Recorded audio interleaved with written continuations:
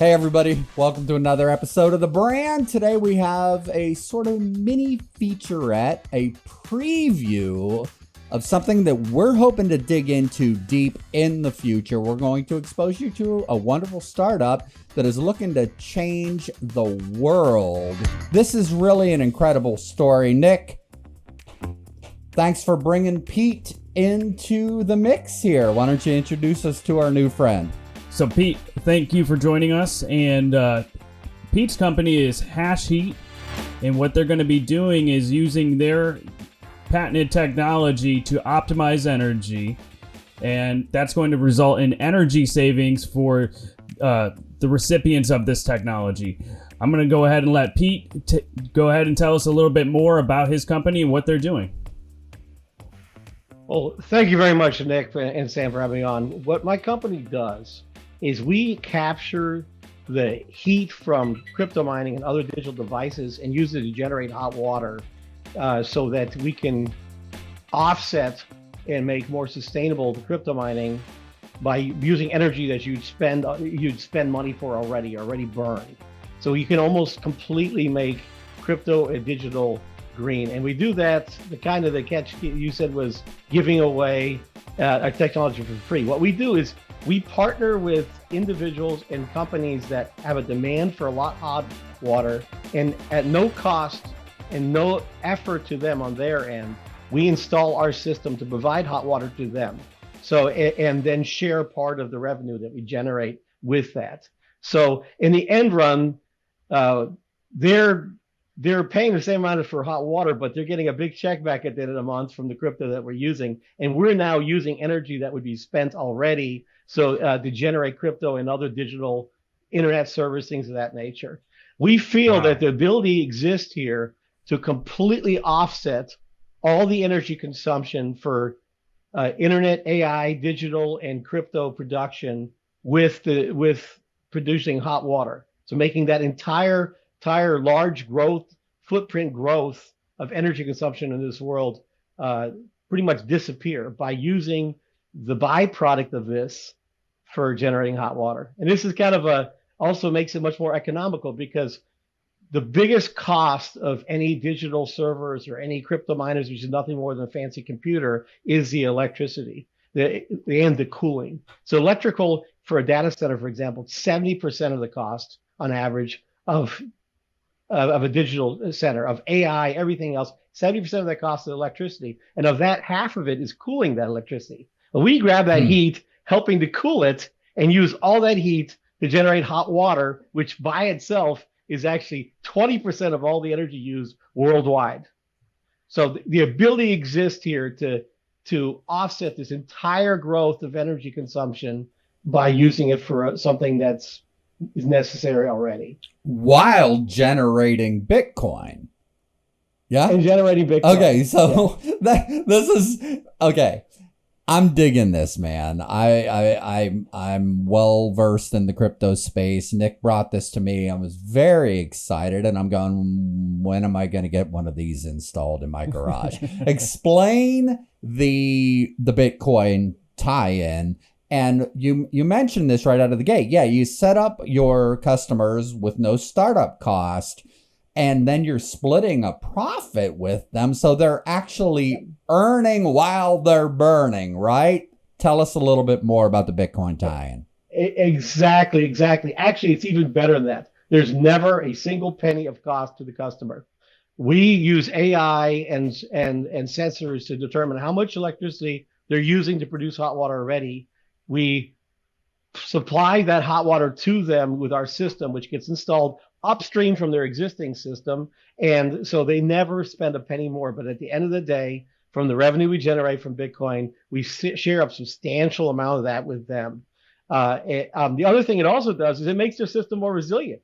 I mean, we're not taking their hot water system out. Their hot water system is still there. It can run, it can work. If our system ever failed, their system would still work. But we're just having it run less by providing it hot water already. What that also does, it gives them resiliency, because say a hotel, for example, it adds capacity of hot water to that system. Should there be a big rush, a big spike, any hotel owner, for example, which is one of our target markets, would never have to worry about hot water running out in their buildings within this. And if their hot water system, dies on them, now they have this backup in there that helps, cover that. So there's no use. There's no risk to the end user. And this is why we're doing it. We see the impact of this on this planet to be so large that we really want to scale it very quickly by offering this technologies to end users that know nothing about crypto most of the time, don't even want to learn about crypto, don't want to have anything to do with it. We don't want to change their experience any way but to the positive. By offering it to them free and then sharing the benefits for them, it's a win-win situation. I mean, a nice hotel, it's the money that this thing generates for them. The guy can go buy himself a Lamborghini for free, And it's a really, really cool kind of a situation. So, Pete, what's the ROI on one of these installs? It's generally a lot less than 2 years for most of them for us. But like I said, all that cost is being carried by us. We call them our project partners because they're not customers. We're not selling them anything. We're giving them something. For them, they said they're cash flow positive from day one because, we pay them and we can wire money in their bank account. We can send them crypto. We can send them, any kind of we can pay them in any kind of currency they want. It's done automatically through a secure website. Everything is, up front and documented so they can see how much hot water they're using and such and track where they want their money deposited, all that up front. So from what I understand, you have a form on your website. And if you have somebody who's interested in being a partner, you have a wait list set so they can go to your website and sign up to be on the wait list? Yes, we actually, as you can imagine, the people are pretty enthusiastic about this idea. We have a form on our website, which is basically a wait list. And right now we are focused on commercial customers, specifically people that use a lot of hot water. So hotel owners, maybe somebody that owns a laundromat or something like that, maybe a large restaurant, large commercial industrial plants, things of that nature. People that use a lot of hot water. You can sign up on the website, on the wait list. We'll review it. We'll do analysis to present to you what we think your income will be from that and kind of what the timeline looks like when we could do first monitor and then install and such.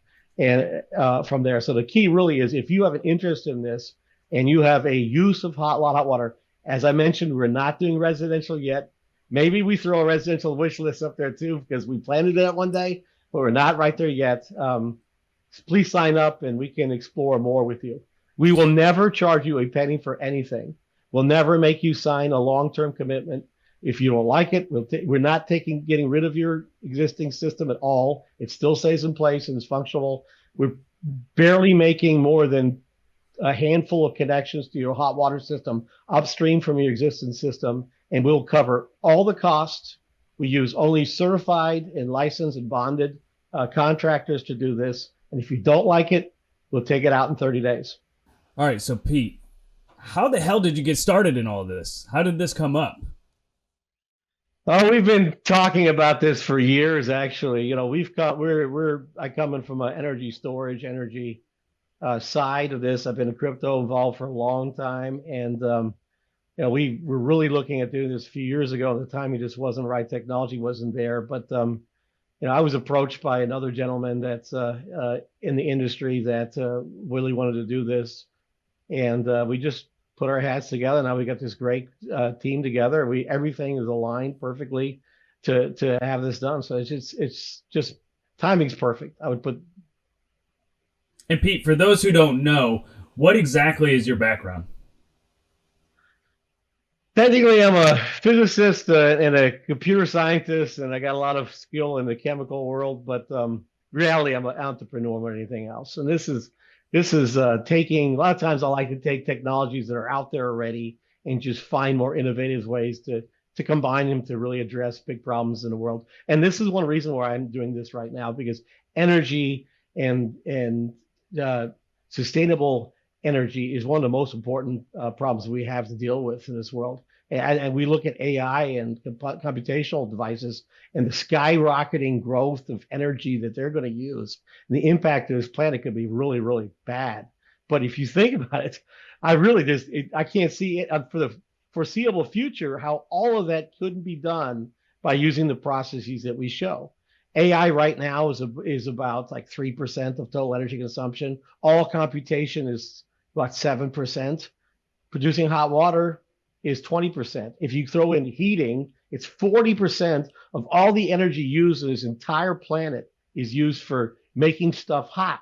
And we got these devices out there that make stuff so freaking hot, we're spending money to get rid of that heat.